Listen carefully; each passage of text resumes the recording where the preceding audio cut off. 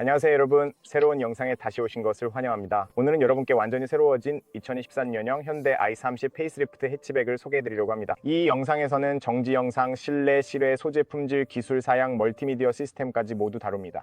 2024년형 페이스리프트에서 새롭게 추가된 모든 것들을 이 영상에서 확인하실 수 있습니다. 또한 이 차를 직접 보고 싶거나 시승해 보고 싶거나 구매를 원하신다면 루마니아 부쿠레슈티에 계신 분들은 꼭 니어모터스를 확인해 보세요.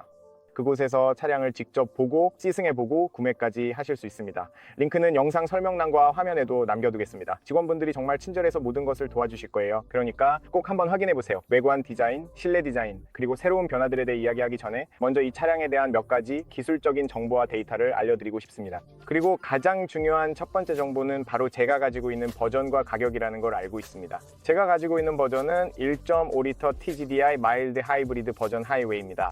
잘 모르겠어요. 많은 나라에서 버전의 이름이 다르게 불리거든요. 따라서 이 차량은 수동 변속기가 장착된 중간급 버전입니다. 자동 변속기 DCT가 장착되어 있을 수도 있고 6단 수동 변속기가 장착되어 있을 수도 있습니다. 이 모델은 수동 변속기가 적용된 중간 등급 버전입니다. 이 구성은 1.5L TGDI 직렬 4기통 엔진에 소형 전기 모터 하나와 48V 배터리 하나가 결합되어 있습니다.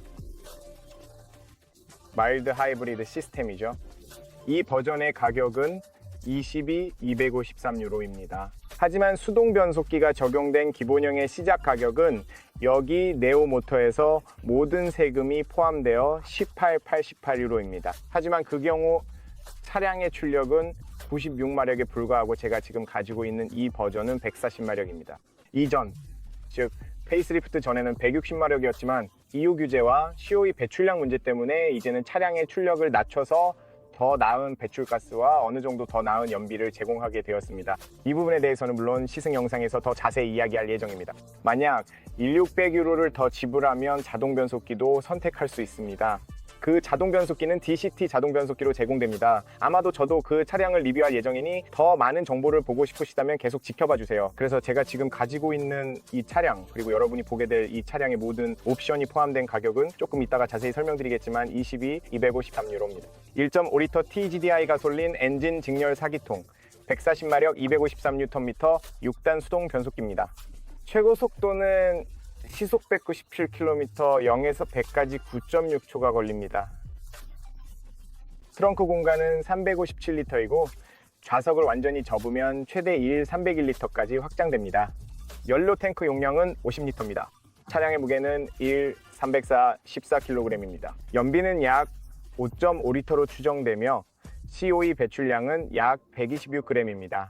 전륜에는 독립식 맥퍼슨, 서스펜션, 코일 스프링, 그리고 안티롤 바가 적용되어 있고 후륜에는 독립식 멀티링크 서스펜션이 장착되어 있습니다. 전륜 구동 시스템입니다. 즉 가솔린 엔진이 앞바퀴를 구동한다는 뜻입니다. 또한 전기 모터와 발전기가 있어서 시동을 걸 때, 주행 중 관성으로 갈 때, 그리고 때때로 가솔린 엔진을 도와줍니다. 이 부분에 대해서는 물론 시승 영상에서 더 자세히 이야기할 예정입니다. 자, 여러분 이제 밖으로 나가서 이 정말 멋진 디자인에 대해 이야기해보고 그 다음에는 실내로 들어가서 이곳에 적용된 변화들도 보여드리겠습니다. 그럼 시작해봅시다. 이게 바로 키인데 뒷면에 새로운 로고가 있습니다. 키도 꽤 멋집니다. 조금 다르게 생겼어요. 이 키로 할 수 있는 건 차량을 잠글 수 있다는 점입니다. 또한 차량을 잠그면 전동식 사이드 미러가 접히는 걸 볼 수 있습니다. 솔직히 말해서 이 전동 미러의 모터는 정말 빠르게 작동합니다.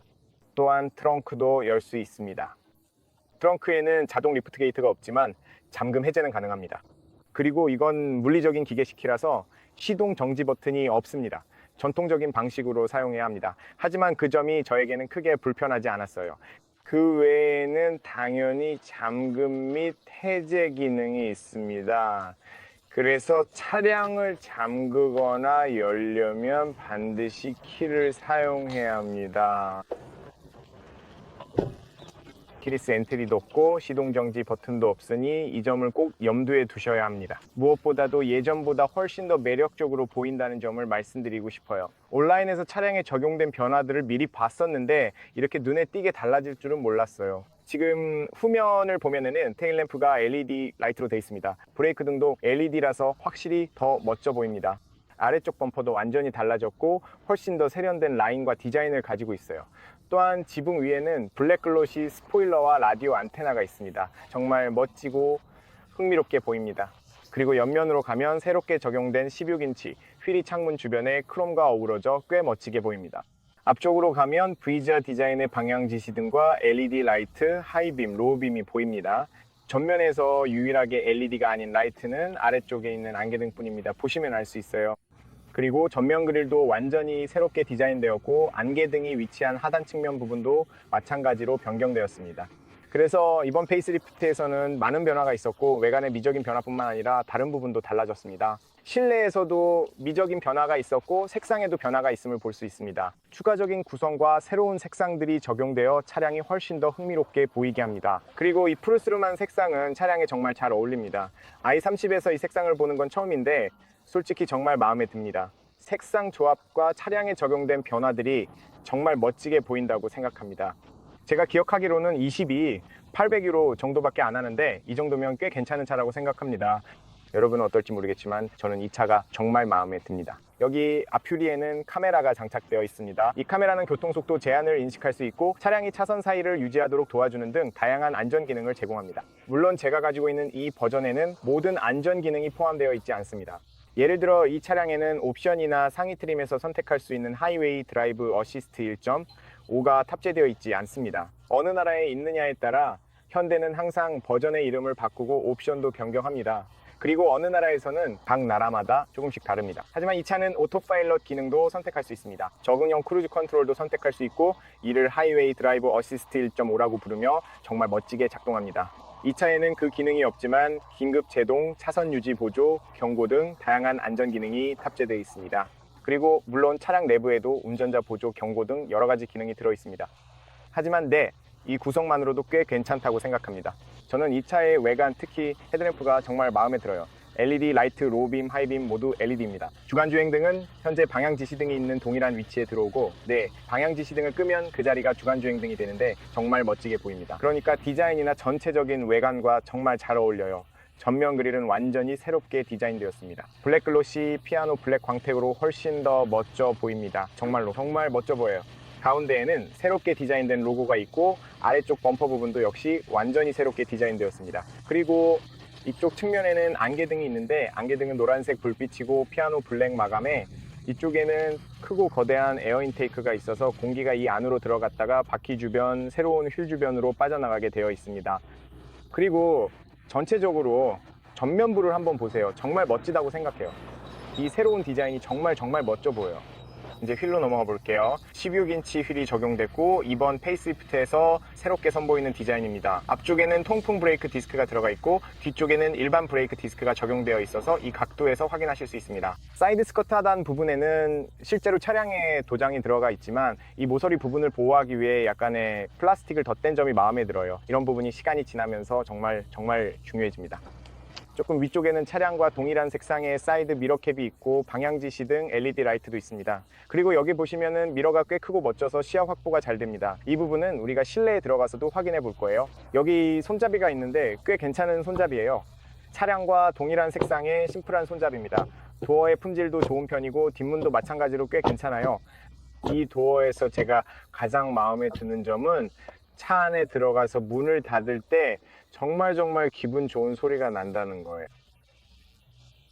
그래서 안에 들어가면 직접 보여드릴게요. 창문 주변에는 크롬 마감이 되어 있고 옆면과 뒷면 모두 틴팅된 창문이 적용되어 있습니다. 이것은 블랙 글로시 스포일러인데 정말 멋지고 옆에서 봐도 정말 근사해요. 라디오 안테나도 위쪽에 블랙 글로시로 마감되어 있습니다. 그리고 여기에는 브레이크 등 LED 등이 있는데 꽤 크고 잘 보이고 멋집니다. 와이퍼도 함께 제공됩니다.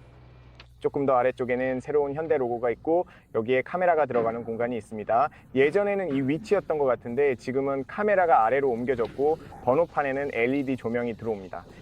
여기에는 트렁크를 여는 손잡이가 있고 그 옆에는 현대라는 새로운 글씨체로 현대와 i30가 적혀 있습니다. 그리고 여기 물론 테일라이트에 이 아름다운 새로운 디자인이 있습니다. V자 형태의 LED 라이트와 브레이크 등도 멋지게 일종의 크리스탈 라이트처럼 보입니다. 잘은 모르겠지만 이 부분이 마치 크리스탈처럼 보여서 정말 흥미롭습니다. 하지만 방향지시 등은 일반 할로겐 램프이고 후진등도 일반 할로겐 램프입니다. 아래쪽에 있는 안개등도 일반 할로겐 램프이고 안개등은 양쪽에 모두 있습니다. 제가 좀 더 가까이에서 보여드릴 수 있도록 확대해 보겠습니다. 그리고 차량의 하단 부분을 보면 완전히 새롭게 디자인된 것을 알 수 있습니다. 만약 제가 이 각도에서만 보여드린다면 그리고 저 부분을 지운다면 아마 많은 분들이 이 각도만 보고는 어떤 차인지 알아차리기 어려울 겁니다.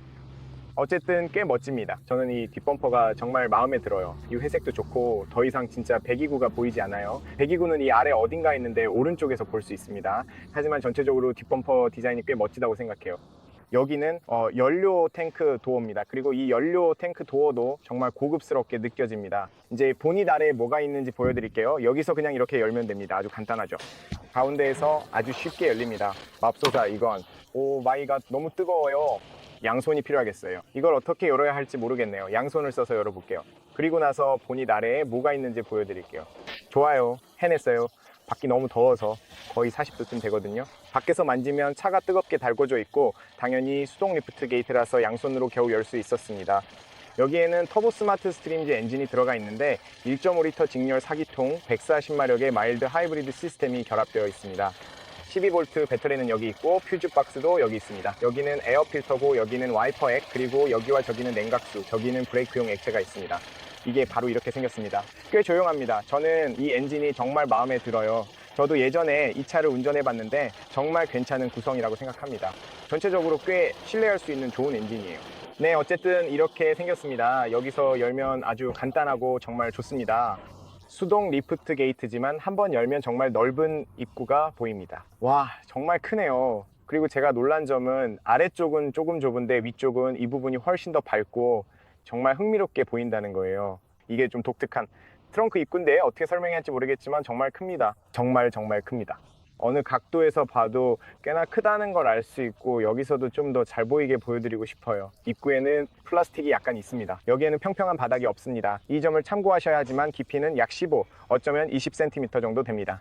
왼쪽에는 약간의 수납 공간이 있고 오른쪽에도 수납 공간이 있습니다. LED 조명, 12V 포트, 180V 콘센트, 좌우에 고리, 아래쪽에도 고리가 있습니다. 또한 바닥 아래를 보면 이렇게 작은 공간이 있습니다. 왜 그럴까요? 이 이상 더 열 수는 없습니다. 여기가 잠겨 있는 이유는 이 아래 어딘가에 마일드 하이브리드 시스템과 배터리 등 여러 부품이 있기 때문입니다. 그래서 이해할 수 있는 부분이지만 이 공간은 수리 키트나 구급 키트 등 추가로 사용할 수 있는 공간입니다. 이제 좌석을 접고 싶으시다면 60, 40 비율로 접어야 합니다.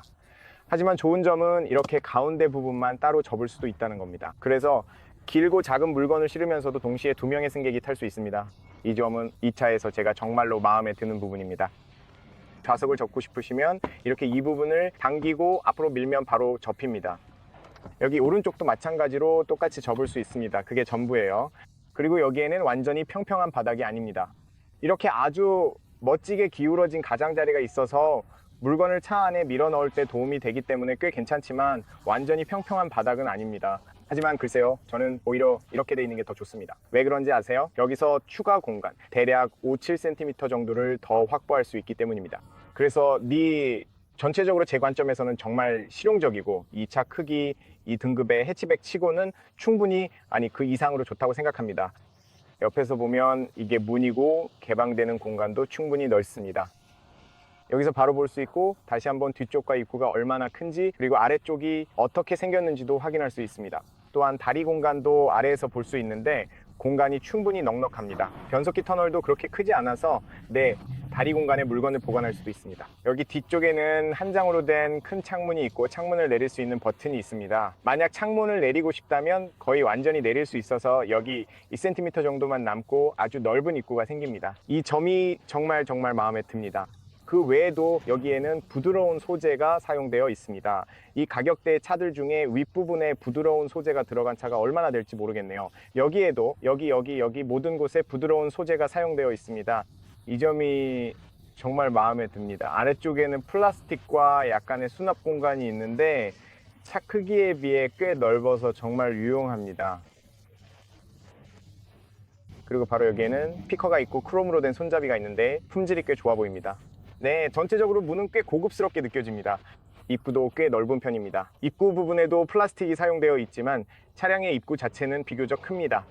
이제 안으로 들어가서 내부가 어떻게 생겼는지 보여드리겠습니다. 이 차량은 패브릭 소재 시트가 적용되어 있습니다. 일부 국가나 일부 구성에서는 시트를 패브릭 소재, 가죽, 패브릭과 가죽의 조합 또는 완전히 가죽으로 선택할 수 있다고 알고 있습니다. 그래서 이번 페이스리프트에서는 훨씬 더 다양한 옵션을 구성할 수 있게 되어 정말 유용합니다. 하지만 지금 이 버전에는 패브릭 소재의 시트만 적용되어 있습니다. 품질도 좋아 보이고 딱히 불만을 가질 만한 점도 없습니다. 패브릭 소재임에도 불구하고 품질이 꽤 좋아 보입니다. 아이소픽스가 있어서 뒷좌석에 어린이용 카시트를 2개 설치할 수 있습니다. 여기에는 컵홀더 2개가 있는 암레스트도 있어서 품질도 꽤 괜찮습니다. 그리고 이렇게 열어서 긴 짐을 실을 수도 있고 트렁크에서 무언가를 꺼내고 싶을 때도 사용할 수 있어서 이것도 똑똑한 기능입니다. 그리고 앞좌석 뒤쪽에도 동일한 패브릭 소재가 사용되어 있습니다. 제가 마음에 드는 점은 여기에 더 이상 플라스틱이 없고 여기에도 수납 공간이 있고 저기에도 수납 공간이 있다는 점입니다. 정말 유용한 것들이에요. 이제 안으로 들어가서 여러분께 뭔가를 보여드리고 싶어요. 이 소리를 들어보세요. 아니네요. 조금 더 세게 해야겠어요. 이 소리 들리시나요? 이 소리 좋네요. 정말 기분 좋은 소리입니다. 이제 제 키는 173cm이고 앞좌석은 이미 조정해 놓았습니다. 여기가 제 공간입니다. 머리 위로 6손가락 정도의 공간이 있어서 충분하고 이게 제 운전 자세인데 제가 앉았을 때 뒷좌석 모습이 이렇습니다. 173cm인 저에게는 공간이 정말 넉넉해요. 앞좌석 아래로 다리도 쭉 뻗을 수 있습니다. 상당히 괜찮아요. 바깥 시야도 꽤 좋습니다. 여기 작은 창문도 있지만 이 큰 창문도 있어요. 여기 모든 것이 꽤 부드럽습니다. 그래서 나쁘지 않고 편안함도 꽤 괜찮다고 생각해요. 그리고 손잡이도 있고 옷걸이도 있습니다. 차 내부가 훨씬 더 밝아지게 해주는 흰색 천장이 있다는 점이 정말 마음에 들어요. 품질도 꽤 좋습니다. 실내에는 LED 조명이 있습니다. 이것도 페이스리프트에서 새롭게 바뀐 점인데 모든 곳이 LED로 되어 있어요. 이 점이 정말 마음에 듭니다. 또한 에너지도 덜 사용하게 될 거예요. 여기 뒤쪽에는 송풍구가 있습니다. 이것도 정말 놀라운 점이고 저는 이 부분이 정말 마음에 들어요. 또한 만져보면 굉장히 부드러워서 뒤쪽 송풍구의 품질도 매우 좋습니다. 아래쪽에는 USB-C 포트가 2개 있습니다. 이것도 이번 페이스리프트에서 새롭게 추가된 부분입니다. 그리고 가운데로 가보면 변속기 터널이 정말 작아요. 다리를 어느 정도 모으고 앉을 수도 있지만 여기에도 그리고 가운데에도 공간이 꽤 넉넉합니다. 손가락 5개 정도 약간 덜 되는 공간이 있고 손을 쭉 뻗어보면 완전히, 그리고 이쪽도 거의 완전히 펼칠 수 있습니다. 중단거리 정도의 이동에는 괜찮을 것 같지만 아래쪽은 약간 더 단단하고 뒤쪽은 암레스트 때문에 역시 조금 더 단단하다는 점을 기억하세요. 앞을 보면 이게 대시보드입니다. 겉보기에는 거의 비슷하지만 이제 새로운 디지털 콕핏과 새로운 멀티미디어 시스템이 들어갔습니다. 내비게이션도 기본으로 제공됩니다. 이제 어느 나라냐에 따라 다를 수 있습니다. 그리고 센터 콘솔도 이제는 유광 블랙으로 되어 있습니다. 그게 훨씬 더 미래지향적으로 보입니다. 또한 색상도 다르지만 전체적으로는 같은 디자인을 유지하고 있습니다. 심플하고 클래식하지만 물리 버튼이 많아서 멋지고 실용적인 디자인입니다. 거의 비슷한데 한 장으로 된 창문이 있다는 점이 정말 마음에 듭니다. 안에 들어가면 시야가 얼마나 좋은지 직접 보실 수 있을 거예요. 윗부분에는 여기에도 저기에도 부드러운 소재가 사용되었습니다. 손잡이와 전동식으로 접을 수 있는 미러 버튼, 전동식 미러 조절 버튼이 있습니다. 창문 잠금 버튼과 모든 창문 조작 버튼도 있는데 품질도 꽤 좋습니다. 여기에는 스피커가 있고 이쪽에는 약간의 수납 공간이 있습니다. 꽤 유용하지만 조금만 더 넓었으면 더 좋았을 것 같아요. 그리고 모서리에는 빛을 반사하는 반사판도 있습니다. 입구 쪽에는 플라스틱 마감이 있고 이 수동 변속기 차량에는 일반 페달이 있습니다. 여기가 퓨즈 박스입니다. 앞좌석은 수동으로 조절할 수 있는데 여기 그리고 이 휠을 돌려서 등받이를 접을 수 있습니다. 그리고 이곳이 입구인데 앞쪽도 꽤 넓은 입구입니다. 이 좌석들은 패브릭 소재로 되어 있고 품질도 꽤 좋습니다. 겉보기에도 상당히 멋져 보입니다. 저는 이 좌석의 디자인이 정말 마음에 들어요. 측면 지지대도 있고 내구성도 좋아 보여서 오래 사용할 수 있을 것 같습니다. 그래서 좋네요. 가운데에는 밝고 독특한 트림도 있어서 좌석이 꽤 멋집니다. 여기에는 몇 개의 물리 버튼이 있습니다. 이 버튼들은 타이어 압력, 그리고 여기에는 트랙션 컨트롤, 시동 정지 버튼, 화면 밝기, 그리고 LED 라이트 위치 조절을 위한 것입니다. 앞쪽에는 플라스틱이 사용되었지만 좋은 점은 이 위쪽 전체가 모두 부드러운 소재로 되어 있다는 것입니다. 정말 놀랍네요. 이 가격대에서 대시보드 윗부분 전체가 부드러운 소재로 되어 있습니다. 와, 정말 인상적이네요. 이 송풍구에 대해 말씀드리자면 플라스틱으로 만들어졌음에도 불구하고 정말 부드럽게 느껴집니다. 정말 고급스럽게 느껴져요. 마음에 듭니다. 이제 안으로 들어가 볼게요. 밖은 덥지 않아요. 정말 미칠 정도로 더워요. 정말 엄청나게 덥네요. 자, 이제 창문 주변의 시야를 보여드릴게요. 이게 창문과 사이드미러 주변의 시야인데 이것도 꽤 좋습니다. 앞유리 시야도 꽤 좋습니다. 위쪽에는 약간의 햇빛 차단 기능이 있어요. 그리고 이 거울을 통해 뒤쪽 시야도 꽤 잘 보입니다. 아주 심플한 거울이에요. 또한 여기에는 LED 조명이 달린 거대한 화장대 거울이 있습니다. 이번 페이스리프트에는 LED 조명이 들어왔거든요. 이번 페이스리프트에는 당연히 위쪽에도 LED 조명이 들어가 있습니다. 그리고 여기에는 컵홀더가 있습니다. 이 점이 마음에 들어요. 드문 일이죠. 요즘은 이런 걸 유지하는 차가 많지 않거든요. 하지만 그 외에는 뒤쪽이나 시트 쪽도 시야가 좋습니다. 여기에는 참고로 에어컨을 좀 켜볼게요. 와, 진짜 저 지금 너무 덥네요. 요즘 정말 덥잖아요. 여기는 가죽으로 된 암레스트가 있고 조절도 가능합니다. 정말 멋지네요. 정말 유용해요. 그리고 여기에는 12V 포트와 약간의 수납 공간이 있습니다. 그리고 센터 콘솔은 지금 피아노 블랙 유광으로 되어 있어요. 정말 멋져 보입니다. 여기에는 컵홀더가 2개 더 있어요. 이건 흡연용입니다. 이 부분도 닫을 수 있어요. 정말 예쁘고 만졌을 때도 고급스러운 느낌이 납니다. 수납 공간도 조금 있고요. 지금은 전자식 핸드브레이크가 적용되어 있습니다. 더 이상 수동식 핸드브레이크는 없어요. 그리고 오토 홀드 기능도 있습니다. 이것도 정말 좋아요. 수동 변속기임에도 불구하고 이런 기능들이 여전히 있습니다. 정말 멋집니다. 그리고 여기 보이는 이 레버로 기어를 변속할 수 있어요. 6단 수동 변속기입니다. 후진 기어를 넣고 싶으면 그냥 이렇게 당기면 됩니다. 여기 버튼이 있어요. 앞으로 밀면 되고 다시 뒤로 당기면 됩니다. 정말 간단해요. 이걸 보세요. 그리고 후진 기어를 넣으면 이게 바로 후방 카메라입니다. 여기서 후방 측면 등 다양한 각도로 변경해서 볼 수 있어요. 정말 괜찮네요. 그리고 이렇게 다시 원래대로 돌릴 수 있습니다. 아래쪽에는 열선 시트가 있습니다. 그리고 열선 스티어링 휠도 있어요. 여기서 다양한 주행 모드도 선택할 수 있습니다. 그래서 에코, 노멀, 스포츠 모드 이렇게 3가지 주행 모드가 있습니다. 여기서 다양한 주행 모드를 변경할 수 있습니다. 이 부분은 시승 영상에서도 다룰 예정입니다. 여기서는 후진하지 않아도 카메라를 활성화할 수 있습니다. 그리고 여기에는 주차 센서, 조수석 열선 시트, 그리고 USB-C, USB-E 있는 수납 공간이 있습니다. 이 부분도 이렇게 닫을 수 있습니다. 심플하고 여기도 피아노 블랙 마감이 적용되어 있으며 만졌을 때 품질이 정말 좋게 느껴집니다. 정말 부드럽고 아주 기분이 좋습니다. 조금 더 위쪽에는 공조 시스템이 있습니다. 이 버전에는 자동 공조 시스템이 탑재되어 있습니다. 설정도 가능합니다. 2존 공조 시스템이 적용되어 있습니다. 뒷좌석에도 적용되어 있습니다. 이미 보셨죠? 그리고 여기서 설정할 수 있어서 정말 좋습니다. 수동으로도 사용할 수 있고 자동으로도 사용할 수 있습니다. 그리고 물리 버튼이 있어서 정말 간단합니다. 조금 더 위쪽에는 도어 잠금 버튼이 있습니다. 이쪽 옆에는 정말 큰 글러브 박스가 있습니다. 조금 더 위에는 부드러운 소재와 플라스틱이 사용되었고 이 송풍구들도 정말 고급스럽게 느껴집니다. 저는 이 부분이 마음에 듭니다. 그리고 물론 키도 있습니다. 제가 말씀드렸듯이 엔진을 시동권은 클래식한 키입니다. 스티어링 휠은 수동으로 위, 아래, 앞, 뒤로 조절할 수 있습니다. 정말 간단하죠. 그리고 이렇게 닫아주면 됩니다. 스티어링 휠도 좋은 품질의 가죽으로 되어 있습니다. 디자인은 꽤 클래식하지만 다양한 기능을 조절할 수 있는 물리 버튼을 여전히 남겨둔 점이 정말 마음에 듭니다. 또한 여기에서는 크루즈 컨트롤, 차선 보조 등 다양한 기능을 조절할 수 있고 이 새로운 디지털 콕핏도 커스터마이즈 할 수 있습니다. 이제 이 차량에는 디지털 콕핏이 적용되어 있고 중앙에서는 내비게이션 정보와 운전자 보조 시스템도 확인할 수 있습니다. 그리고 여기에서 내비게이션도 볼 수 있습니다.